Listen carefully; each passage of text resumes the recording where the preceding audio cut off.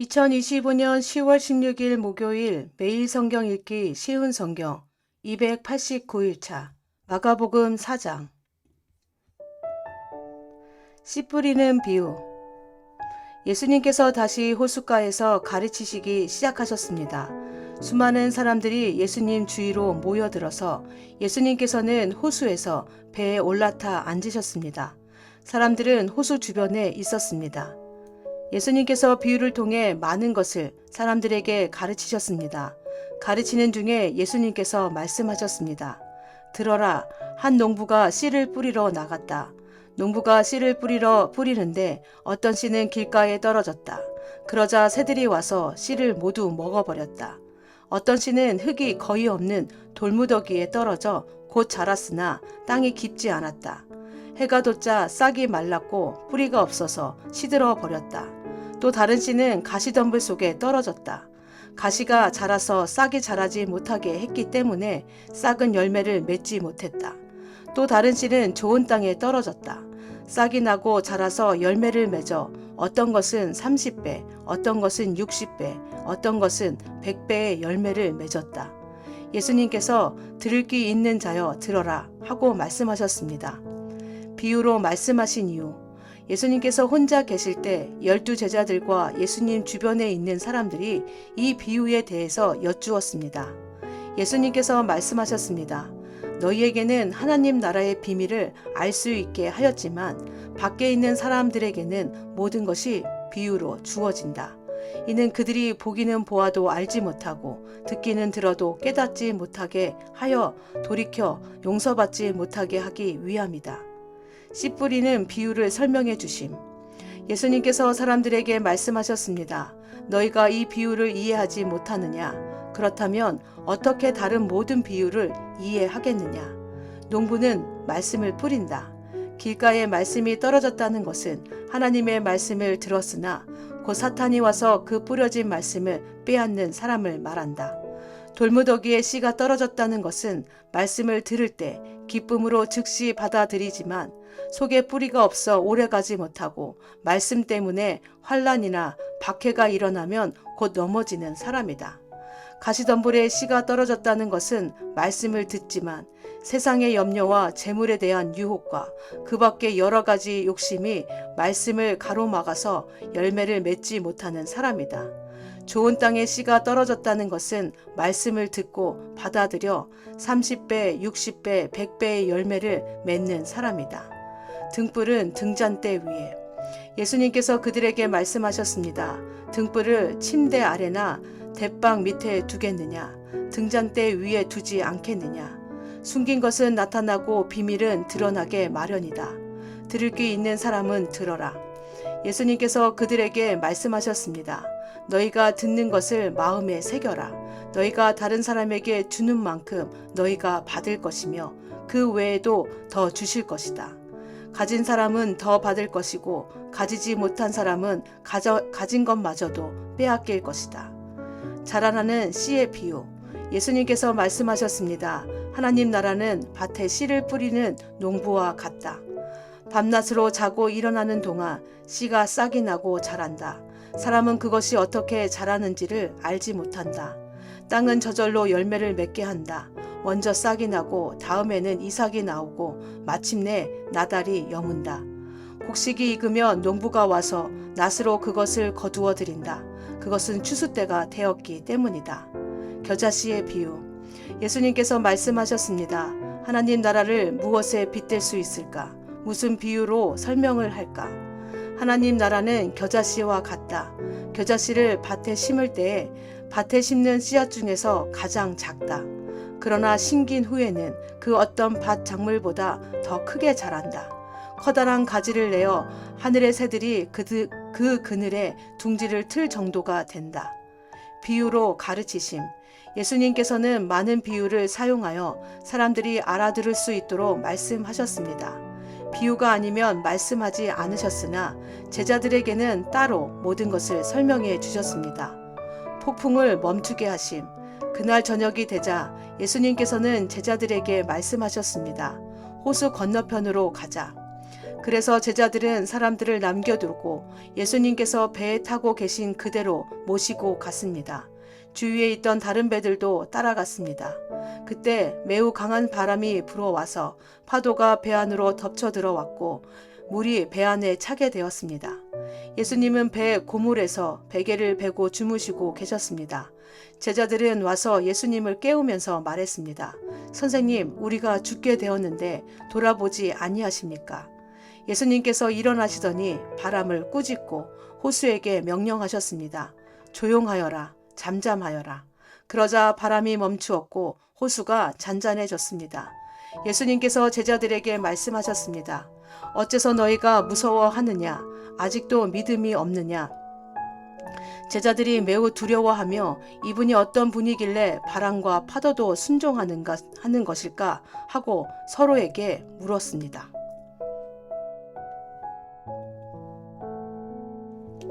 마가복음 5장 귀신 들린 사람. 예수님과 제자들이 호수 건너편 거라사 지방으로 갔습니다. 예수님께서 배에서 내리시자 더러운 귀신이 들린 어떤 사람이 무덤에서 나와 예수님을 만났습니다. 이 사람은 무덤 사이에서 살고 있었는데 그 누구도 그를 묶을 수 없었고 쇠사슬로도 묶을 수 없었습니다. 여러 번 쇠고랑과 쇠사슬로 그를 묶어 보았으나 그는 쇠사슬도 끊고 쇠고랑도 부수었습니다. 아무도 그를 당해낼 수 없었습니다. 그는 밤낮으로 무덤과 산을 돌아다니며 소리를 지르고 돌로 자기 몸에 상처를 내곤 하였습니다. 귀신 들린 자가 멀리서 예수님을 보고 달려와 엎드려 절을 하였습니다. 그리고 큰 소리로 가장 높으신 하나님의 아들이신 예수님, 저와 무슨 상관이 있으십니까? 제발 저를 괴롭히지 마십시오 하고 외쳤습니다. 그것은 예수님께서 더러운 귀신아 그 사람에게서 나오너라 하고 그에게 말씀하셨기 때문이었습니다. 예수님께서 그에게 물으셨습니다. 내 이름이 무엇이냐? 그가 대답했습니다. 레기온입니다. 이는 우리의 수가 많기 때문에 붙여진 이름입니다. 그는 예수님께 자신들을 또다시 이 지방에서 쫓아내지 말아달라고 간청하였습니다. 마침 그곳 산허리에서 많은 돼지떼가 먹이를 먹고 있었습니다. 더러운 귀신들이 간청했습니다. 우리를 저 돼지들에게 보내셔서 들어가게 해 주십시오. 예수님께서 그렇게 허락하셨습니다. 더러운 귀신들은 그 사람에게서 나와 돼지떼 속으로 들어갔습니다. 그러자 거의 2,000마리나 되는 돼지떼가 호수 쪽으로 산비탈을 내리달아 빠져 죽었습니다. 돼지를 치던 사람들이 달아나서 읍내와 촌에 있는 사람들에게 이 사실을 알렸습니다. 그래서 사람들이 무슨 일이 일어났는지 보려고 왔습니다. 그들은 예수님께 와서 귀신이 들렸던 사람, 곧 레기온 귀신이 들렸던 사람이 옷을 입고 제정신으로 돌아와 앉아있는 모습을 보고 깜짝 놀랐습니다. 이 일을 목격했던 사람들이 그들에게 귀신 들린 사람에게 어떤 일이 일어났는지에 대하여 그리고 돼지떼에 대하여 그들에게 말해 주었습니다. 그러자 그들은 예수님께 자기네 지방을 떠나 달라고 요구하기 시작했습니다. 예수님께서 배에 앉으시자 귀신 들렸던 사람도 예수님을 따라가게 해달라고 간청하였습니다. 그러나 예수님께서는 허락하지 않으셨습니다. 예수님께서 내 가족 식구들과 친구들에게로 가거라. 그들에게 주님께서 내게 얼마나 큰 일을 해주셨으며 얼마나 큰 자비를 베풀어 주셨는지 이야기하여라 하고 말씀하셨습니다. 그래서 그 사람은 돌아갔습니다. 그리고 데가볼리 지역에서 예수님께서 자기에게 얼마나 큰 일을 해주셨는지를 사람들에게 이야기하자 모든 사람들이 듣고 놀랐습니다. 야이로의 딸과 예수님의 옷을 만진 여자. 예수님께서 배를 타고 맞은편 쪽으로 다시 건너 오셨습니다. 그러자 많은 사람들이 예수님 주위에 몰려들었습니다. 예수님께서 호숫가에 계셨습니다. 야이로라고 이름하는 어떤 회당장이 예수님을 찾아왔습니다. 그는 예수님의 발 앞에 엎드렸습니다. 그리고 예수님께 거듭해서 간청했습니다. 제 어린 딸이 죽어가고 있습니다. 제발 오셔서 그 아이에게 손을 얹어 주십시오. 그러면 건강해지고 살아날 것입니다. 그러자 예수님께서 그와 함께 가셨습니다. 많은 사람들이 예수님을 애워싸고 밀며 따라왔습니다. 그 중에는 12년 동안 혈류증을 앓아온 여자가 있었습니다. 그는 여러 의사에게 보이면서 고생을 했습니다. 그러나 가진 돈만 다 써버리고 효과는 없었습니다. 오히려 병이 더 심해져 갈 뿐이었습니다. 그러던 중 예수님에 대한 소문을 듣고 사람들 틈에 끼어 예수님을 따라가다가 예수님의 옷에 손을 대었습니다. 그저 그 여자는 옷에 손을 대기만 하여도 내가 나을 거야 하고 생각했습니다. 그 즉시 피가 흐르는 것이 멈췄습니다. 그녀는 자신의 병이 나은 것을 몸으로 느꼈습니다. 바로 그때 예수님께서 자신에게서 능력이 나가는 것을 느끼셨습니다. 그래서 돌아서서 물으셨습니다. 누가 내 옷을 만졌느냐? 제자들이 말했습니다. 사람들이 애워싸고 밀치고 있는데 누가 손을 대었다고 말씀하십니까? 그러나 예수님께서는 손을 댄 여자를 찾으려고 둘러보셨습니다. 여자는 자기에게 일어난 일을 알고서 두려워 떨었습니다. 여자는 예수님의 발 앞에 엎드려 절하며 모든 사실을 말씀드렸습니다.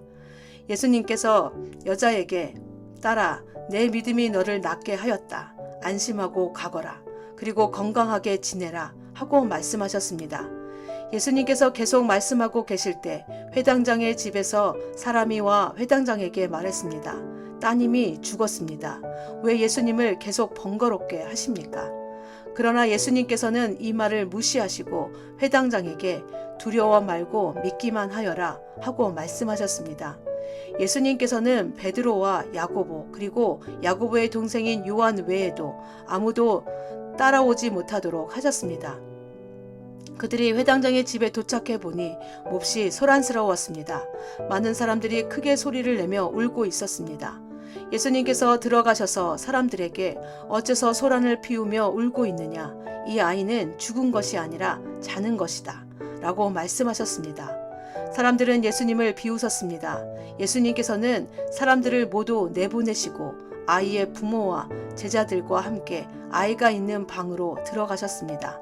그리고 아이의 손을 붙잡고 달리다굼이라고 말씀하셨는데 이는 번역하면 어린 소녀야 일어나라는 뜻입니다. 그러자 12살 된 소녀는 즉시 일어나 걷기 시작했습니다. 이것을 보고 사람들은 놀랐습니다. 예수님께서 아무에게도 이 일을 알리지 말라고 엄하게 말씀하셨습니다. 그리고 아이에게 먹을 것을 주라고 말씀하셨습니다. 마가복음 6장 예수님의 고향에서 예수님께서 거기를 떠나 고향으로 가셨습니다. 제자들도 예수님을 따라갔습니다. 안식일이 되자 예수님께서 회당에서 가르치시기 시작하셨습니다. 많은 사람들이 예수님의 말씀을 듣고 놀라워하며 말했습니다. 이 사람이 어디서 이런 것을 얻었을까? 이 사람에게 있는 지혜는 어떤 것인가? 이 사람이 손으로 일으키는 기적은 어떤 것인가?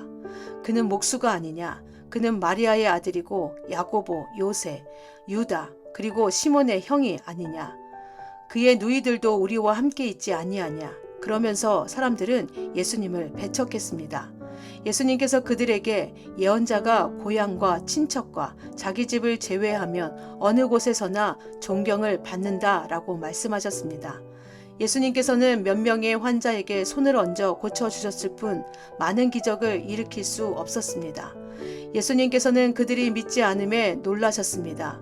그 후에 예수님께서 마을을 두루 다니시며 가르치셨습니다. 12제자를 보내심. 예수님께서 12제자를 불러 2사람씩 보내기 시작하셨습니다. 그리고 그들에게 더러운 귀신을 쫓는 권세를 주셨습니다. 예수님께서 제자들에게 명하기를 여행할 때는 지팡이 외에 아무것도 가지고 다니지 말고 빵이나 가방도 가지지 말며 주머니에 돈도 넣고 다니지 마라고 하셨습니다. 또한 신만 씻고 옷도 2벌씩 갖지 마라고 하셨습니다. 예수님께서 이어서 말씀하셨습니다. 어느 집에 들어가든지 마을을 떠날 때까지 거기 머무르도록 해라.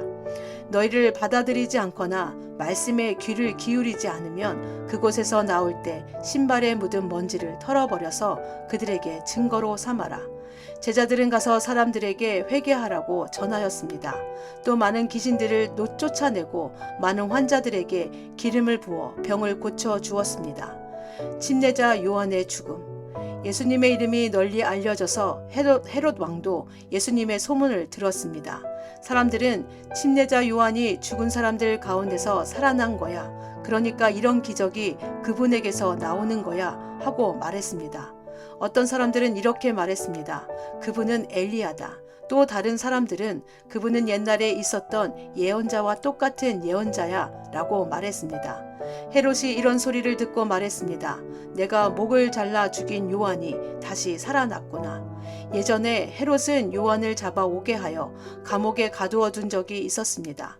이는 헤로디아와 관련된 일로 헤롯이 자기 동생 빌립의 아내인 헤로디아를 아내로 삼아버렸기 때문이었습니다. 요한은 헤롯에게 자기 동생의 아내를 자기 아내로 삼는 것은 옳지 않습니다 라고 말하곤 하였습니다. 그래서 헤로디아는 요한을 미워하였습니다. 헤로디아는 요한을 죽이고 싶었지만 그럴 수 없었습니다.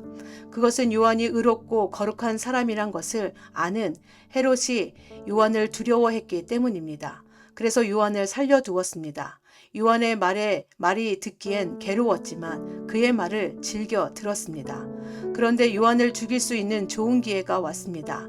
자기 생일에 헤롯은 고관들과 천부장들과 갈릴리의 기빈들을 초청해서 잔치를 베풀었습니다. 헤로디아의 딸이 춤을 춰서 헤롯과 잔치에 참여한 손님들을 즐겁게 해 주었습니다. 그래서 헤롯 왕이 소녀에게 말했습니다. 내가 원하는 것을 말해라. 그러면 그것을 선물로 주겠다. 헤롯은 내가 무엇을 달라고 하든지 다 주겠다. 내 나라의 절반이라도 말이다. 하고 맹세했습니다. 소녀는 자기 어머니에게 가서 무엇을 달라고 할까요? 하고 물었습니다. 그러자 어머니가 대답했습니다. 침례자 요한의 머리를 달라고 해라. 소녀는 즉시 왕에게 돌아가서 바로 이 자리에서 침례자 요한의 머리를 쟁반에 담아주세요 하고 요청했습니다. 왕은 매우 괴로웠지만 자기가 한 맹세 때문에 그리고 잔치에 참여한 손님들 때문에 소녀의 요청을 거절할 수 없었습니다. 왕은 곧바로 시위대 군인을 보내 요한의 머리를 가져오라고 했습니다. 요한은 가서 감옥에 있던 요한의 머리를 잘랐습니다. 그리고 쟁반에 담은 그의 머리를 가져와 소녀에게 주었고 소녀는 그것을 자기 어머니에게 가져다 주었습니다. 요한의 제자들이 이 소식을 듣고 가서 요한의 시체를 가져다가 무덤에 묻었습니다. 5,000명의 사람들을 먹이심. 사도들이 예수님께 돌아왔습니다. 그리고 자신들이 했던 일과 가르쳤던 것을 모두 예수님께 말씀드렸습니다. 예수님께서 말씀하셨습니다. 외딴 곳으로 따로 가서 잠시 쉬도록 하라. 이렇게 말씀하신 것은 오고 가는 사람들이 너무 많아 예수님과 사도들이 식사할 시간조차 없었기 때문입니다. 그래서 그들은 외딴 곳으로 배를 타고 갔습니다. 그러나 떠나는 모습을 보고 사람들이 그들인 줄 알아챘습니다. 그래서 사람들은 여러 성읍에서 길을 따라 함께 달려가서 그들보다 먼저 그곳에 이르렀습니다. 예수님께서 배에서 내리시면서 많은 사람들을 보셨습니다. 예수님께서는 그들을 불쌍히 여기셨는데 그것은 그들이 마치 목자 없는 양과 같았기 때문입니다. 예수님께서는 그들에게 많은 것을 가르쳐 주셨습니다. 이미 날이 저물었습니다. 제자들이 예수님께 와서 말했습니다. 이곳은 빈들이고 시간도 너무 늦었습니다. 그러니 사람들을 보내어 근처에 있는 농가나 마을에 가서 먹을 것을 사 먹게 하는 것이 좋겠습니다. 그러나 예수님께서 대답하셨습니다. 너희가 먹을 것을 주어라. 그들이 예수님께 말했습니다. 그러면 우리가 가서 200데나리온어치의 빵을 사서 먹이라는 말씀이십니까? 예수님께서 그들에게 물으셨습니다. 너희가 가진 빵이 얼마나 되는지 가서 알아보아라. 그들이 알아보고 나서 말했습니다. 빵 5개와 생선 2마리가 있습니다. 예수님께서 사람들에게 무리를 지어서 풀밭에 앉으라고 하셨습니다. 사람들은 100명 혹은 50명씩 떼를 지어 앉았습니다. 예수님께서 빵 5개와 생선 2마리를 들고 하늘을 우러러 보시며 감사 기도를 드리셨습니다. 그리고 제자들에게 빵을 떼어서 나누어 주도록 했습니다. 그리고 생선 2마리도 나누어 주셨습니다. 모든 사람들이 배불리 먹었습니다.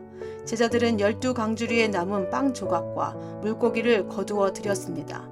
빵을 먹은 남자 어른은 5,000명이었습니다. 예수님께서 물 위를 걸으심. 예수님께서 제자들에게 배를 타고 호수 건너편에 있는 벳세다로 먼저 가 있으라고 말씀하셨습니다. 그 동안에 예수님께서는 사람들을 집으로 보내셨습니다. 사람들을 보내신 후 예수님께서는 기도하러 산에 올라가셨습니다. 밤이 되었는데 배는 여전히 호수 위에 있었고 예수님께서는 홀로 우태 계셨습니다. 바람이 불어와 제자들이 노를 젓느라고 애를 쓰고 있었습니다. 이 모습을 보시고 예수님께서 새벽 3시에서 6시 사이에 호수 위를 걸어 오셨습니다. 그리고 제자들을 지나쳐 가시려고 하셨습니다. 제자들이 예수님께서 호수 위를 걸으시는 것을 보고 유령이라고 생각하여 비명을 질렀습니다. 그것은 그들이 모두 예수님을 보고 무서워했기 때문입니다. 예수님께서 즉시 그들에게 말씀하셨습니다. 안심해라, 나다, 두려워하지 마라. 예수님께서 배에 오르시자 바람이 가라앉았습니다. 그래서 제자들은 크게 놀랐습니다. 그것은 제자들이 빵의 기적을 보고도 아직 깨닫지 못하고 마음이 굳어져 있었기 때문입니다. 게네사렛에서 환자를 고치심. 예수님과 제자들이 호수를 건너 게네사렛이라는 곳에 도착하였습니다. 그리고 거기서 닷을 내렸습니다. 그들이 배에서 내리자 사람들이 예수님을 즉시 알아보았습니다. 사람들은 온 마을을 다니면서 예수님께서 계시는 곳마다 환자들을 침상에 눕혀 데려오기 시작했습니다. 예수님께서 마을이든 읍내이든 농촌이든 어디에 가시든지 사람들은 병자들을 시장에 데려다 놓고 예수님의 옷깃이라도 만질 수 있도록 간청했습니다. 예수님을 만진 사람들은 모두 병이 나았습니다. 아멘.